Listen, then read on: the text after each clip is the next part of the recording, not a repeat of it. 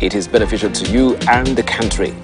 It is the 9th of May 2024, and I'm glad that you're joining us here on the Morning Prime. Every Thursday you have Sokoni coming your way, where we look at the state of the economy, how we're faring on. Today, of course, we shall be focusing on all angles as far as the economy is concerned, looking at the political angle, looking at the social angle, and of course, looking at the economy itself as well. Taxes continue to be a big headache for many Kenyans, as it were, and we know also with the launch of e-teams, even the government state agencies are not cooperating, according to the latest revelations from Treasury. Also, we have a new bond from the CBK that we've seen lately.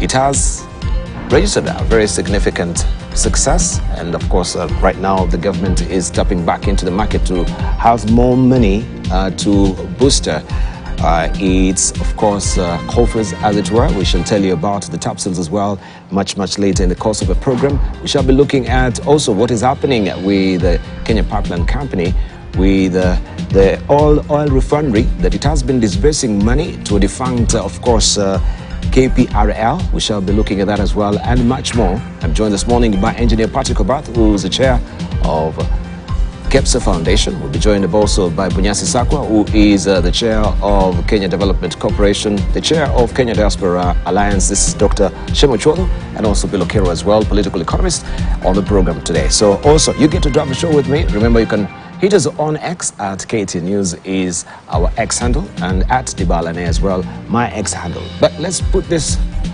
horse into a full run by looking at the weather, how it will be today.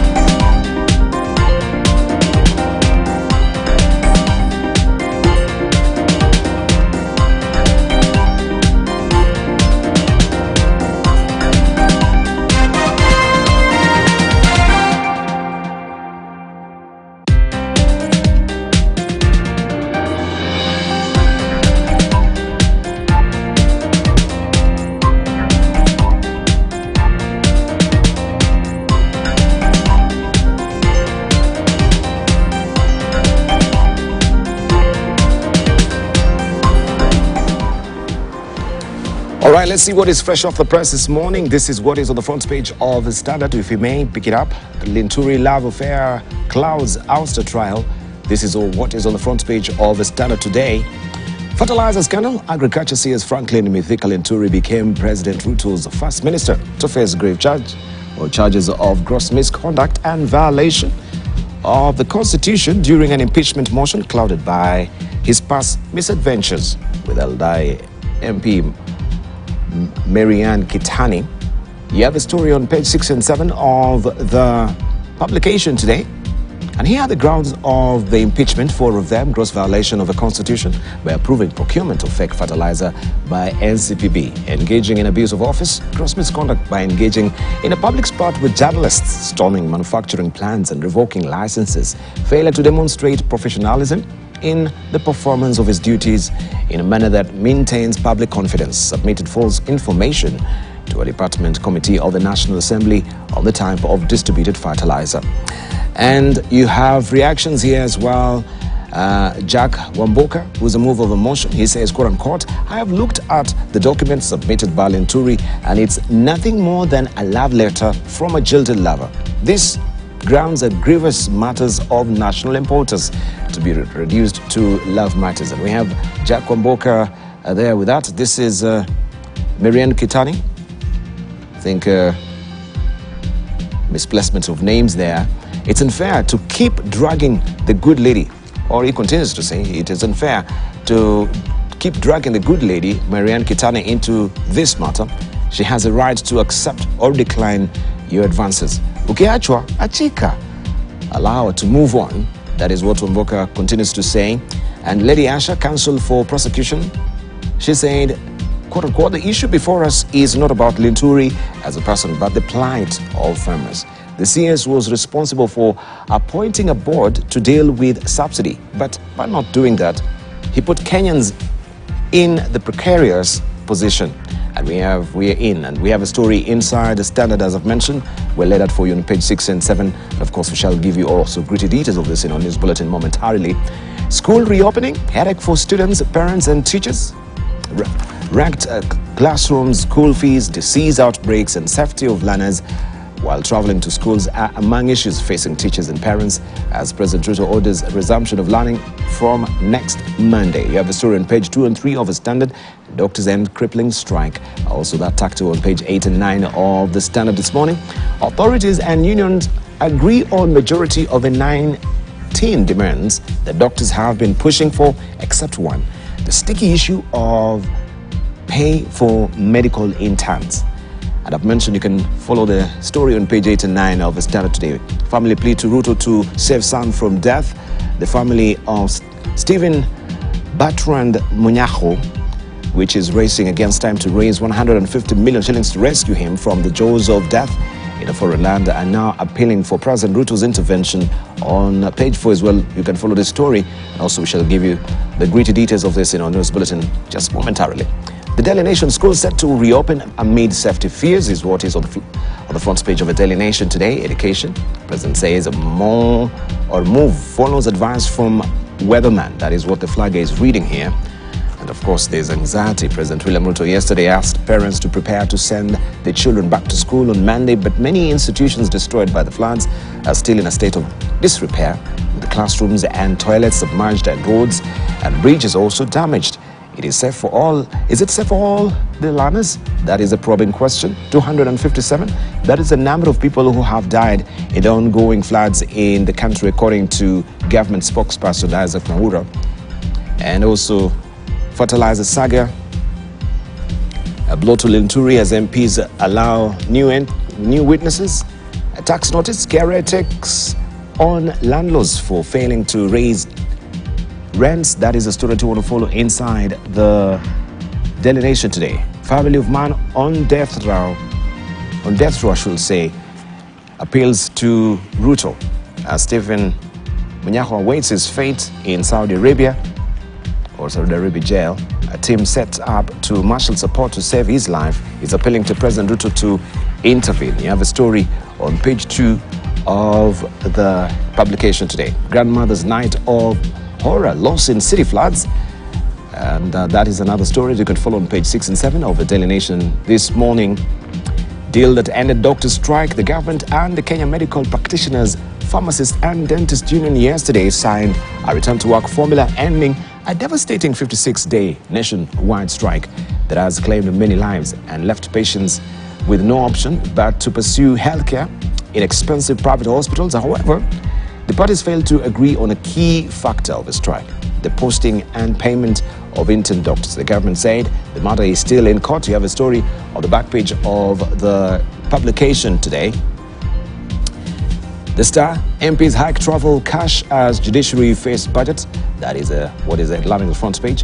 Hefty increase costs key operations projects at stake. Ruto pledged annual increment of 3 billion shillings to boost judiciary fund.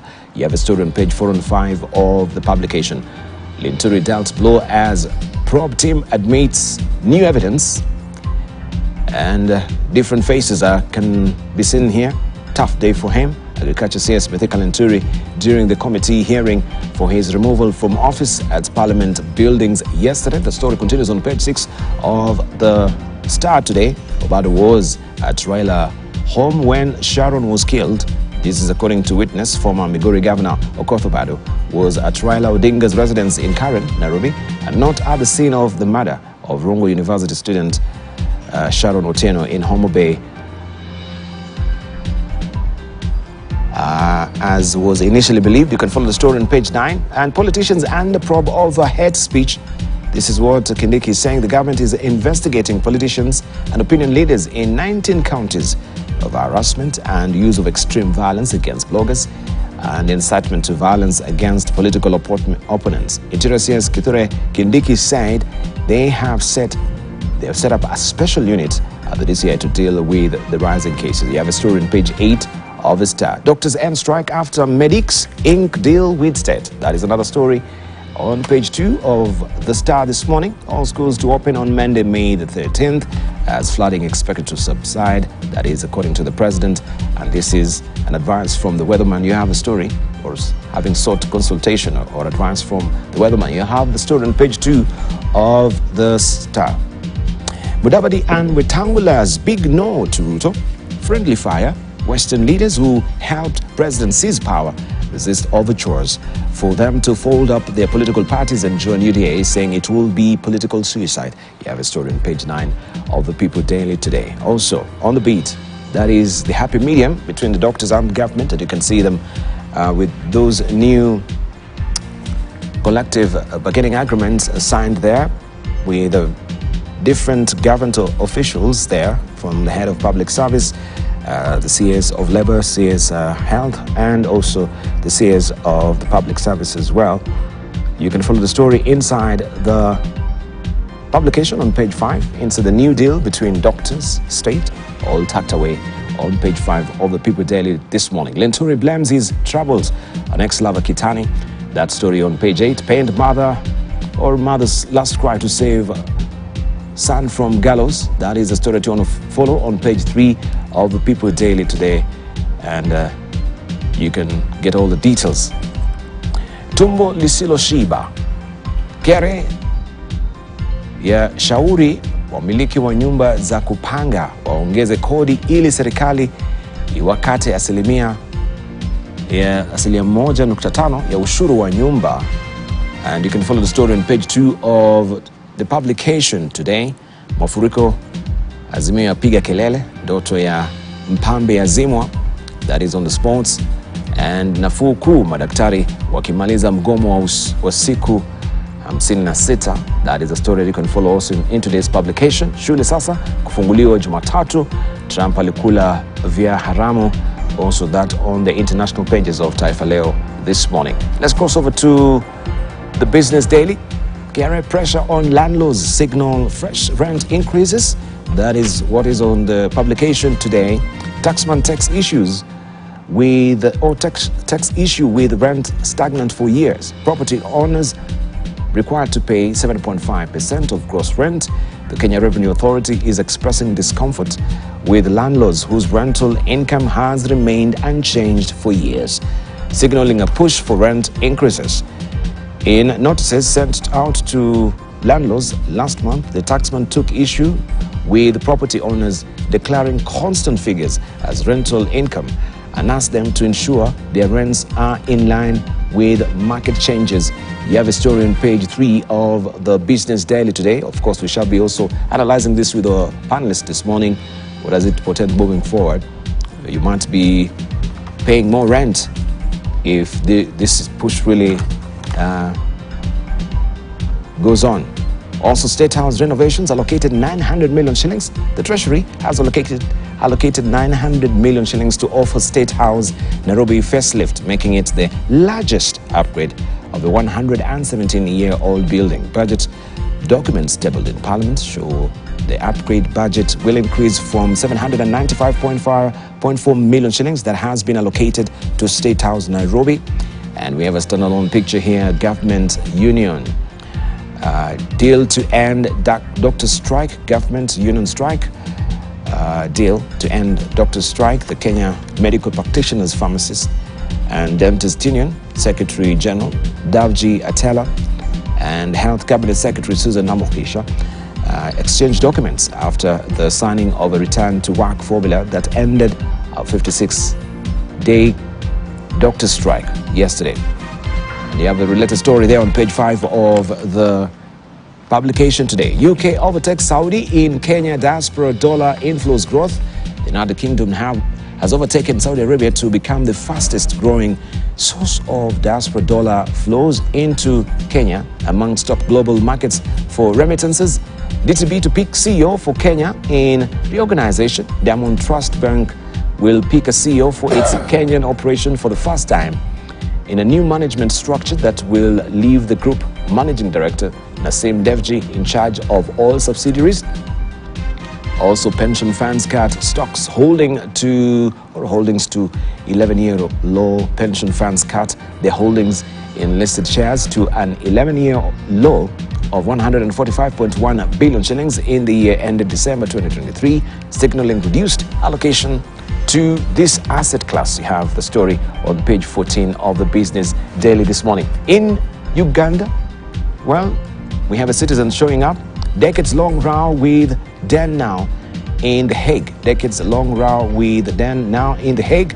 Tanzania is in for a multi-billion shilling arbitration after Danish investor Finn von Wooden Petersen initiated proceedings in The Hague as a dispute that dates back to the 1970s drags on.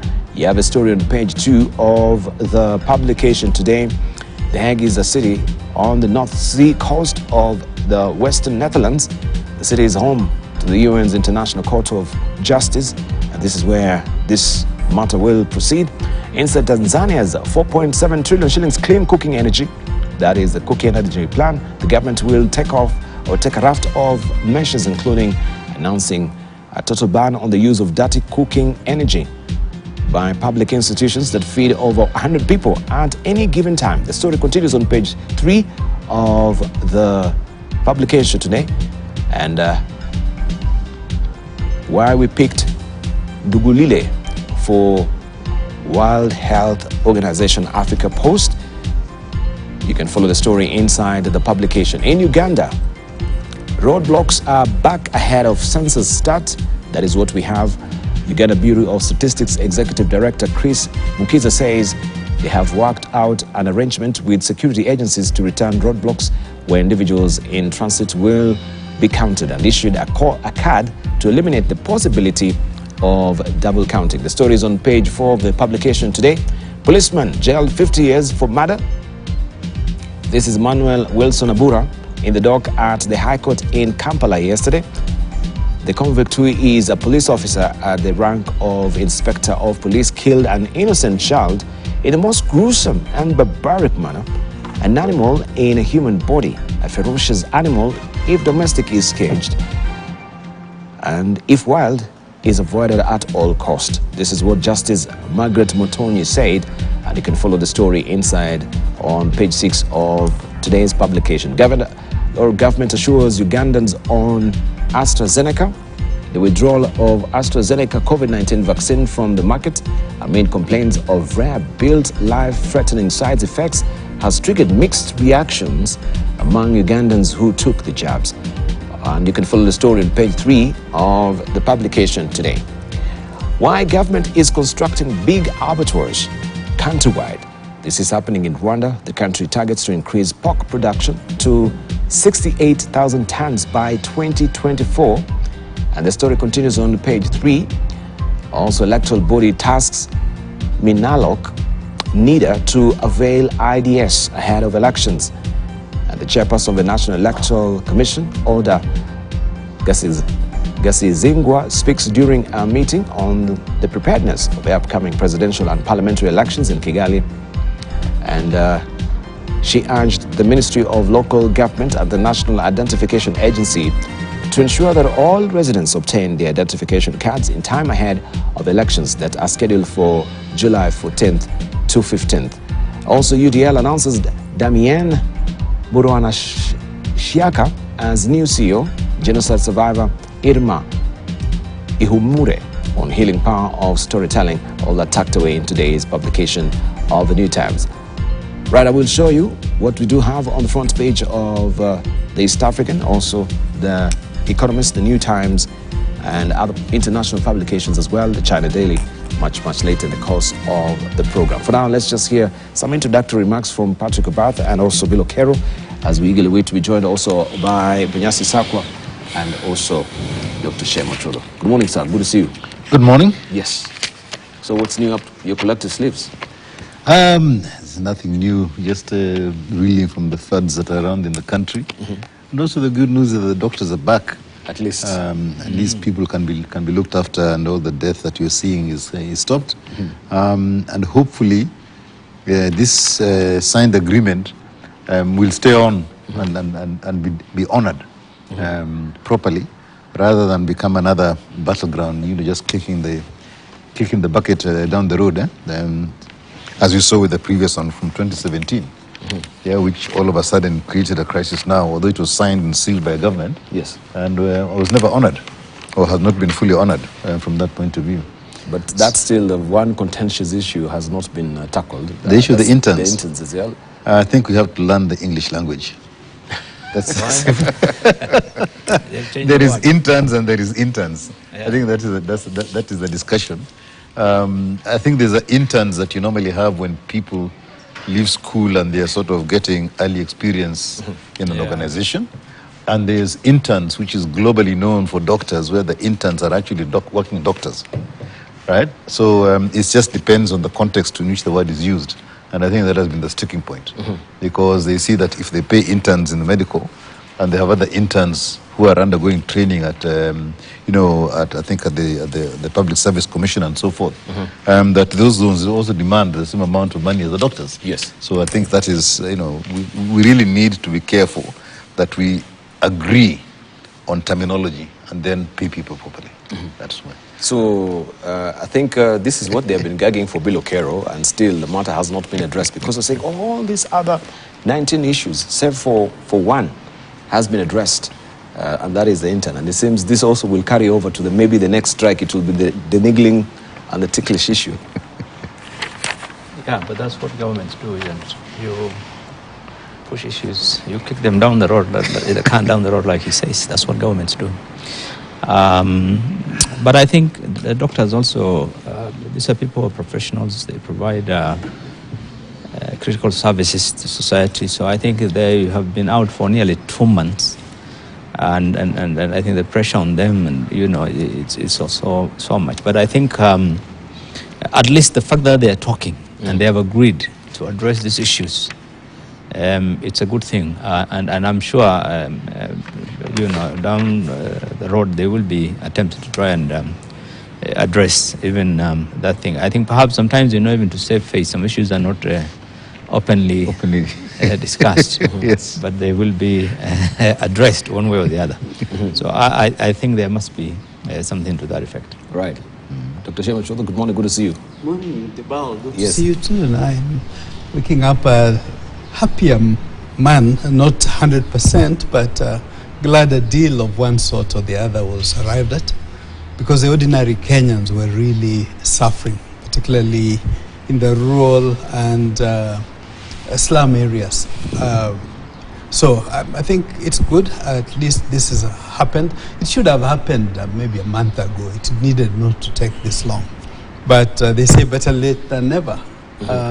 Maybe with the impending state trip to the US, I think it was only good optics that government resolved this matter before a significant part of government goes away. And Kenya is becoming an attractive place almost every day. I'm hoping that our tourism sector, in terms of the MICE meetings and the international conferences that keep taking place here, we are taking good advantage. Yeah, it looks good, and thank God it didn't rain a lot last night. So it seems the rains are tapering off. For the last 2 days, we've not seen as much. Maybe here in Nairobi, in other parts of the country, maybe they report differently. Nyanza has been raining. Western side of Kenya has started raining. What we're seeing here is now being seen in that part. And I think the Met did warn that the central area of Kenya the rains would subside, and then the coastal and western parts of Kenya, the rains would increase. So I think after our famous Manyunyu happened in the past, we are now getting a little bit more believable predictions of the weather. Yeah. The more we should now try and inculcate or use the artificial intelligence to be precise and specific. Dibala was just about to compliment my former colleague, Dr. Gakungu, was a year behind me in college. He's doing a commendable job. I was year mates with my good brother Ngwata, Frank. Many Kenyans remember him. We used to crack a joke in our corners. He's a Manyunyu hapa na pale guy. I remember one of his colleagues once told us, it's like whenever they say it will rain, it doesn't, and vice versa. He says, then just take always the opposite of what we say. But at least now, yes, technology is being well used. But maybe at a more serious level, Debala, as a country, it's so sad that this water is all going to waste. In another month or two, we will be crying and praying for water.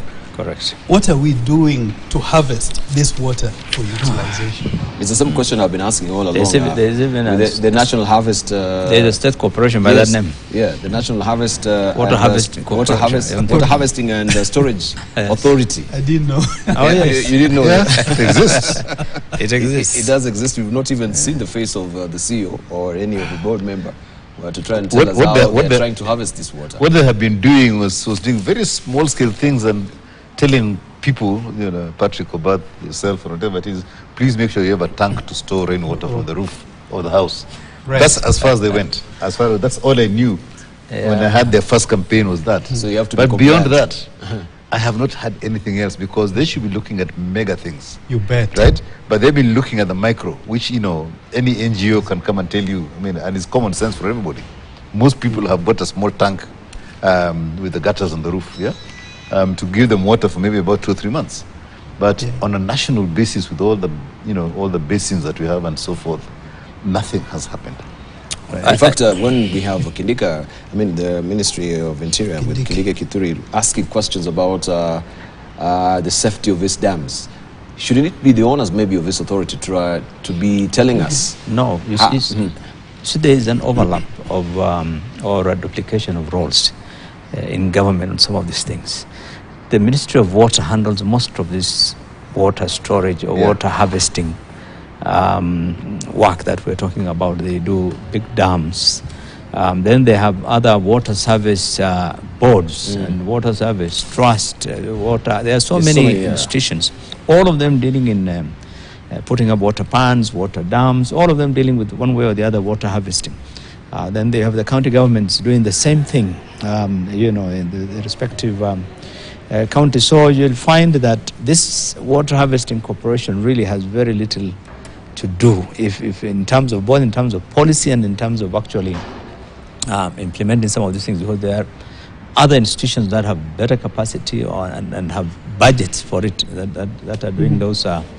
Because all those huge dams that you have seen, the Twakes and the one in Kerio Valley, that controversial one, and all these things are done by government, the parent ministry. So we need to interrogate maybe the efficacy of some of these water bodies that we do have.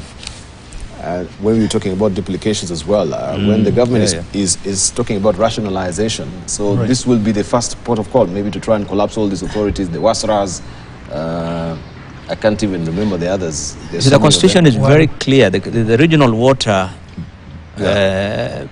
corporations are supposed to come under the county governments. It's very clear in the functions that those have been.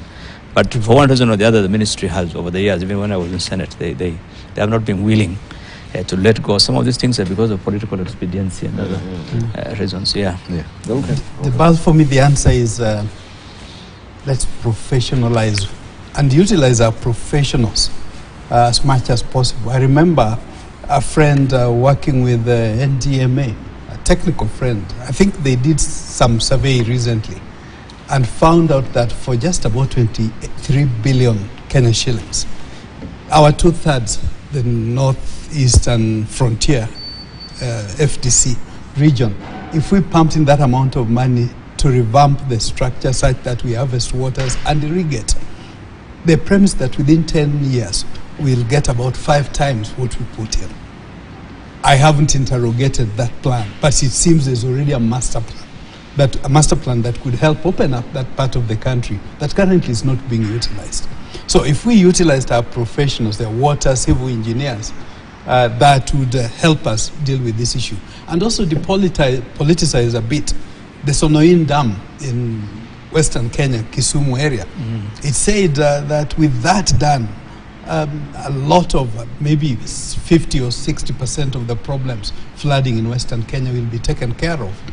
But I guess that part of the country has been perceived politically incorrect for a long time. Even those politically correct, like North. You see, the whole thing about resource allocation in this country, where the challenge is, there is misplaced priorities.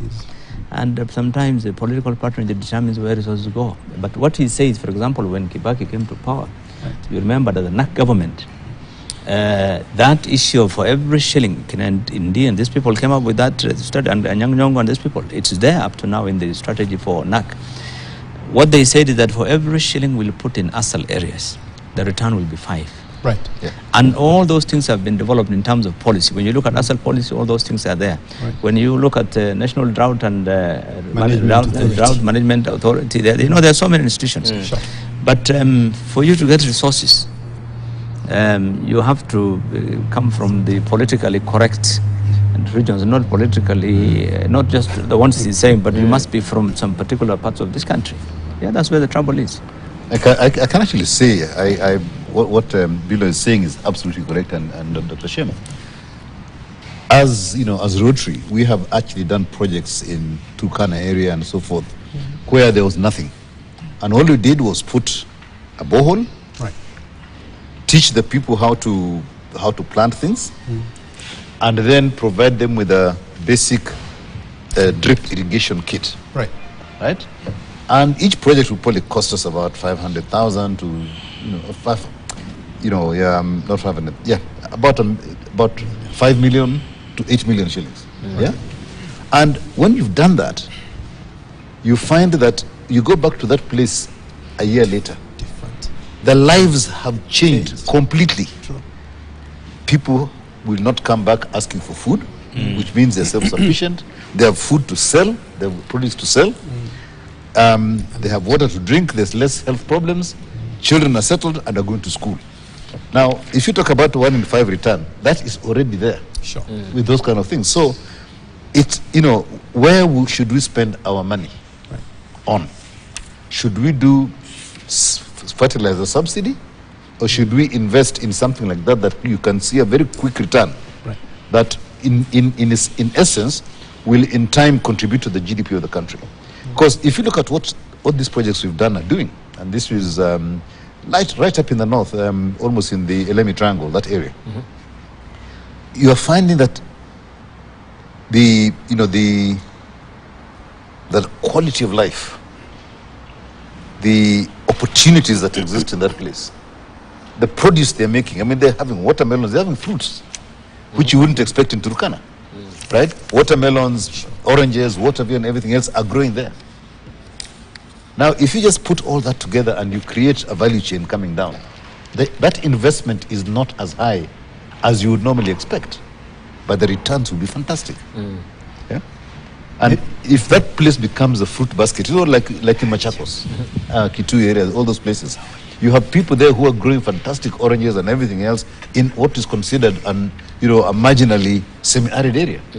So why can't we spread it across the whole country? Right. Yeah? Everybody is focusing on what I call, the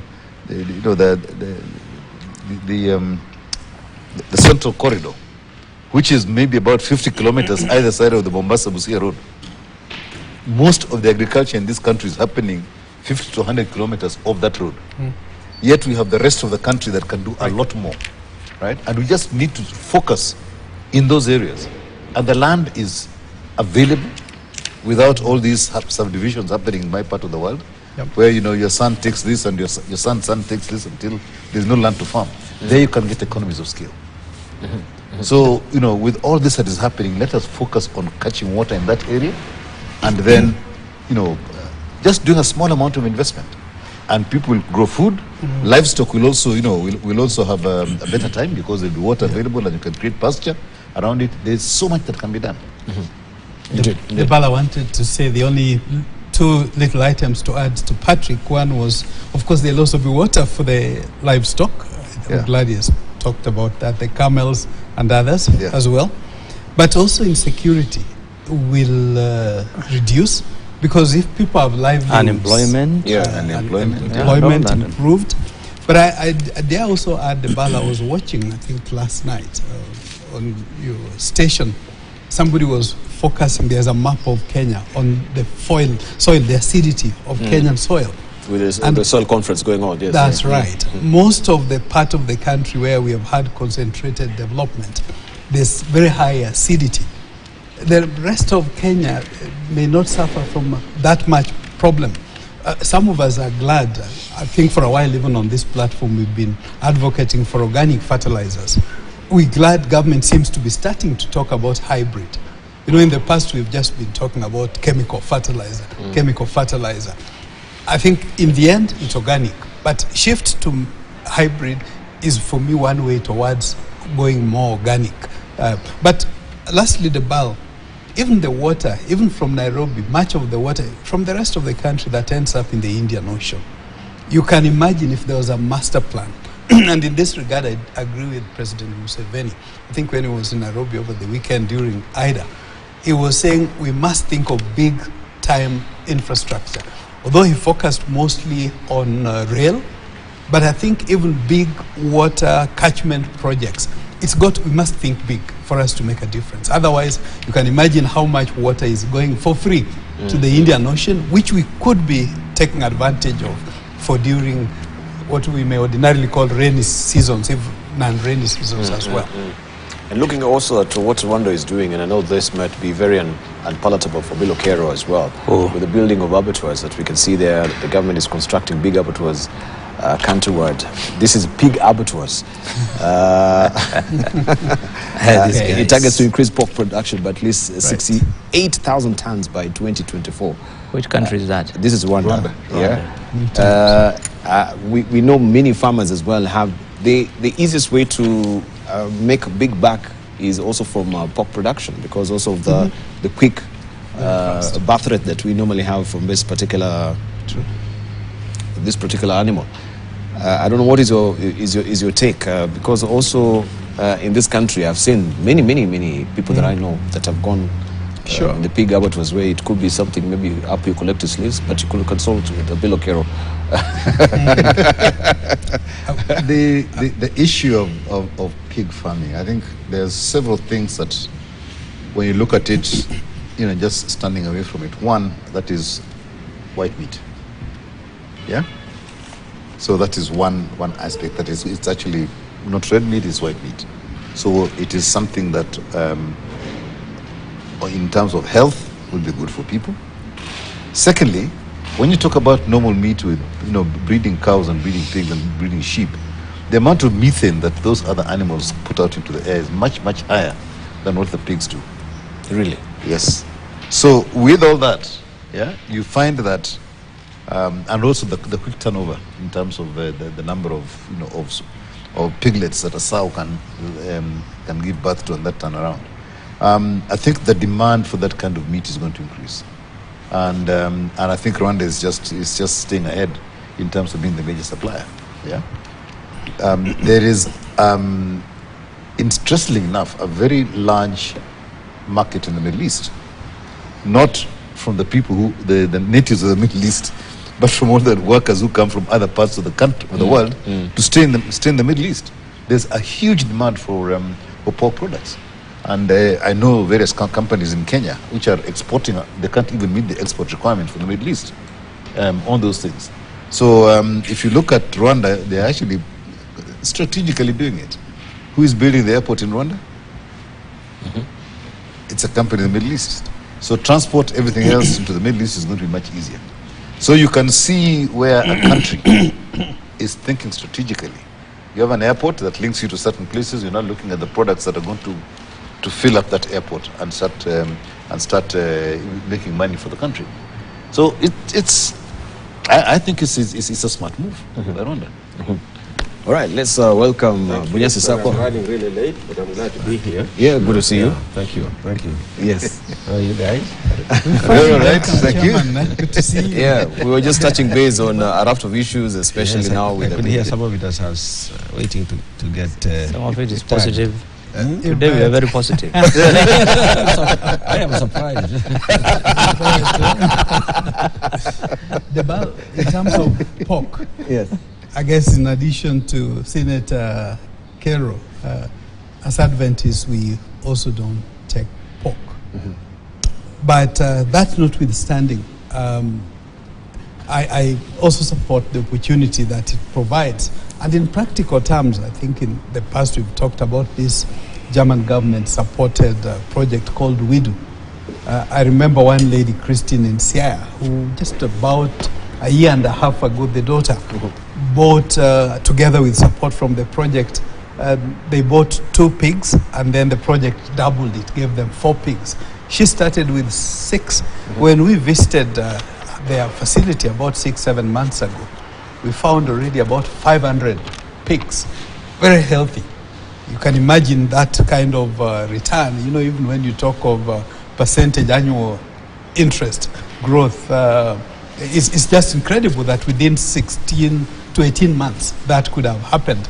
Of course, she had expanded into other areas, poultry and the rest. But we saw a case where I think she's meeting the demand for bacon.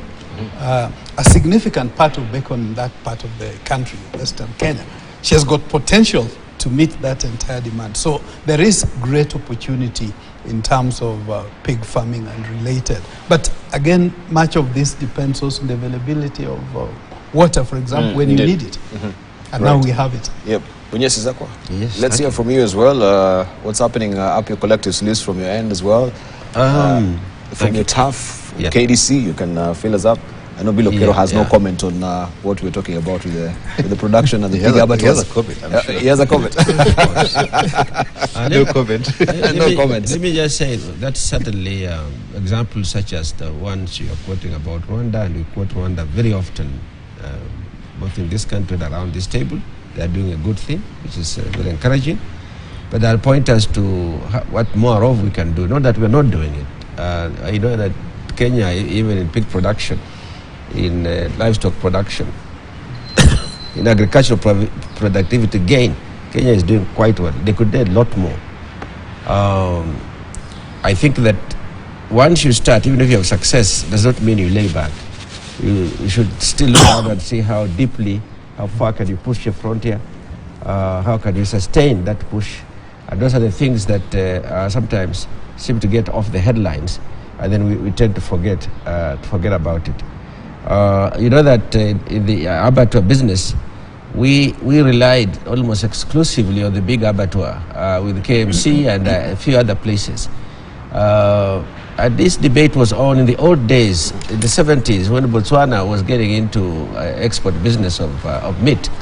As for what model we should use in this abattoir business, we had this opportunity in the Middle East, of course, for a livestock on hoof, but also carcass-dressed meats.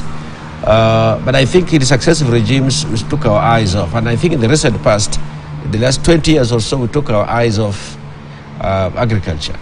And we went into infrastructure. Perhaps because we couldn't do both equally. But I think in the lack of appropriate balance was a mistake. Because you talked about poverty and other things. It's agriculture and its various interventions that lifts up a large number of people who are participants. Even in the business where you have modern abattoirs, they may be suppliers to those abattoirs if we can meet the hygiene standards that the world is going to demand of us as we go where we want to go. So I think for me there are very positive steps. It's a question of how do you sustain the push to the frontier and how do you stay at the frontier all the time, rather than making it a headline and then after the headline it fizzles out and so on. So I think it's a good trajectory. I hope that in this particular government of bottom-up, where most of the little producers are and so on, would get into things like this in agriculture. And even if you have modern abattoirs, the supply chains can reach out into the communities. Well, it's a big... For example, in the abattoirs, for example. Oh, okay. I think it's a big also challenge for the KMC, since we know it was taken over by, or the transformation that we've seen recently, almost paying 2.2 billion shillings to farmers, with 50,000 livestock, being transmitted there for production at the end of the day, and for the record time we have KMC making profits in this country. Should it be another maybe product portfolio diversification that should be happening in terms of increasing abattoirs? You don't think so? No, let me Let me comment. General abattoirs. General abattoirs, not No. On the issue of course, pork. We don't, as Muslims, think it's, and it's because of not just for any reason, but I think from Islamic point of view, it's an healthy animal. That's the main reason. And I think lately research studies that you've seen coming out from scientists do indicate and point to this. But again, I think this is why it's US and China who are the main producers of pork really in this world. The rest of the and I don't agree with my friend that you don't just look at the white meat only. The other animals, you're getting meat, right. You're getting milk, you're getting many other things, hides and skins, so many other factors to look at. And pork is basically used for breakfast. He doesn't eat pork for lunch and supper, but you can have his beef for his dinner and his for whatever. Anyway, so I think the issue of KMC, I think it's misplaced. One thing I want to mention, which my colleague just talked about, agriculture. Yes. Every government that comes in power, from Kibaki to Uhuru to this one, always puts, revitalizing agriculture as one of the key programs. But ultimately, then, when you look at the details of that agricultural plan, it's always about maize and coffee, and they show traditionally there's nothing new. How to handle the same story. There are brokers in tea and there are brokers in coffee and the maize, fertilizer. The same story. Nothing changes. From Kibaki, just go through every document that has been produced. Yeah. There's no new idea on how to look at agriculture and find out where exactly can we where do we have the most distinctive advantage in agriculture, and where do we need to put in our resources to get the highest yields or returns. I think those are not the issues really. It's all about the political expediency. Our supporters, we must find how to buy the maize from them and how to give them the fertilizer. This is the politics that we're always involved in agriculture. But KMC, let me tell you, I think it's no longer viable. What you see with them making profits, what kind of profits are you talking about? They are buying, when there's drought, is when they were given money by government for an off-take program of animals that are dying. This is basically what was happening most of the time. But I think what government needs to do, and I tabled one time a report when I was in Senate, Somalia, which had no government, was exporting 10 times more livestock than Kenya than meat. Can you imagine? Ethiopia, almost the same. Kenya, because there are so many restrictions of movement of animals, so many issues on livestock disease, so much legislation and things that Muzungu was put in place that up to today have been put in place to limit that whole control of all that industry. So I think unless we, as a government, because when 80% of our land is arid and is viable land for livestock, this is an opportunity that we would have had, and consumption of beef and everything going up all over the world. This is an opportunity, but as usual, when it comes to those areas and those animals, nobody is very keen. So that's the most unfortunate thing. There's something we're looking at as a group in terms of investment, and this is on mobile facilities. If you just look at it, I mean, to bring cows to cattle to KMC, how many hundreds of kilometers have they got to walk? And when they're doing that, they're losing value, right? And you've got to keep them going, coming to here. If you transport them, they're under stress when they arrive, and you've got to keep them for I don't know how long. The basic principle on what we're looking at, and this is I'll put it out there because I think there's enough space for people to invest in this, is to establish buying and fattening centers in the key areas like they do in Botswana, in the semi-arid areas where there's a lot of livestock. Fattening and buying and fattening areas. So you get something about 10, 15, 20 acres, right, in just outside Isiolo. And there's a cattle market or a market in Isiolo. You buy them, you fatten them. Then you have a mobile abattoir with the facilities that can transport. So every market day, you go to relieve some of the animals and you buy. So you just keep going. So you buy them, and then maybe about 2 months later, they are fattened, they've been clinically checked, and they're clean. And you go and you slaughter them. You slaughter them on site, and then they're refrigerated and brought to market. And that means you've already added value, and you're now bringing it to market at an increased price. So if you imagine you had 30 or 40 of those as a network in the semi-arid areas, right? You would then create these, buying and fattening centers with co-investment with the local communities, so that it becomes part of, you put 50%, they put 50%. Or you put in and then they have a free carry that they can buy over time. And if you do that, it's not a government issue anymore. It is a business issue. Talking about government doing it, it will never happen. But as people of the nation here, we should start thinking on what I call social impact projects. And those ones are fantastic. And you have mobile abattoirs. You probably have about 10 trucks which are mobile abattoirs, and maybe about another 50 trucks that are carrying the refrigerated material from there. Yeah. And then you bring it into a consolidation center and you export. Yes. We need to think differently, because Sirikali's idea, I think, will never happen. But this is what Botswana does. Yeah. And all you do is you put the policies in place and you allow things to happen. You give the necessary incentives for people to do that, and you can do it with a lot of stuff. In terms of not the government getting involved to do things, but the government talking with people who have strategic thinking, and then you say, fine, what permissions do you need? We can look for co-investors from elsewhere, and that is the government's facilitation role. And this country can transform if we do that. So when I see, people are saying, no, let's, government do this, government should do that. No, let's actually think differently and then look for investment opportunities. I'm sure Mheshimiwa here, if I go to him now with, with my hands open, with a small bit of capital, I tell him I want some money, I'm sure he'll give it to me. Yes, I have a lot to say on this. From KDC perspective. Yes, I mean that's what they're there for. Yes, thank you very much. First of all, let me just speak as an economist, but then I'll also comment as an KDC person, because we have initiatives that point in this direction. I think these are good options that we are talking about on how to develop the industry.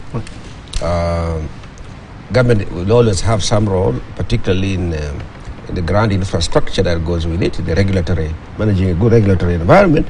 But yes, the actual activities that move the industry can be increasingly privatized. Unfortunately, that area, it's not as if we have a policy for government's involvement, which is saying we can't privatize. It's just that there are a lot of vested interests occur when government is the one that is spending the money, because the rules of expenditure are not as tightly managed. So people go in a bit more as a mining opportunity. They want to mine resources when they go in there. And I think the levels of accountability should be much higher. I see, for example, when I look at our Ministry of Agriculture that deals with the regulatory side, which can release more to private sector, and sometimes does take in more back to government, which is a mistake, that there has never been a focus for some time, but including this administration, really how we help producers make money out of this and therefore expand the business. Now, government has some initiatives. You know that in the value chains, the livestock sector, the hide, skins, and so on, leather is one of those. And these are factors that have a pull effect from producers. And I hope that as they deepen the value chains, we will get to these options to the ground. We need them really badly.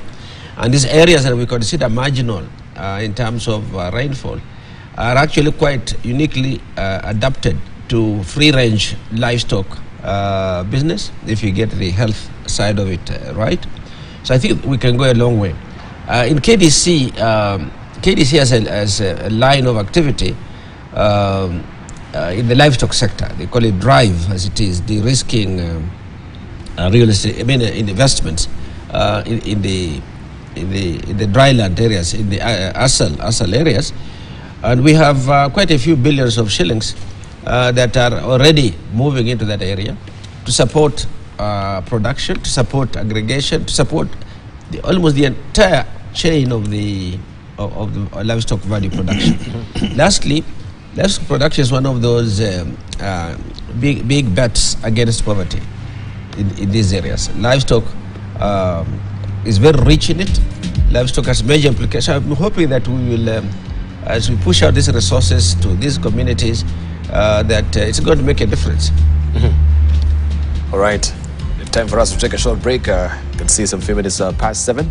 When we circle back, of course, we shall be continuing with our discussion here on a raft of issues as far as the state of economy is concerned, and why also the MPs are seeking more fund to, of course, up the ante as far as traveling is concerned, when we're talking about rationalization as well, according to the publication today in the Star. We take a short break. You're watching Sokoni here on Morning Prime.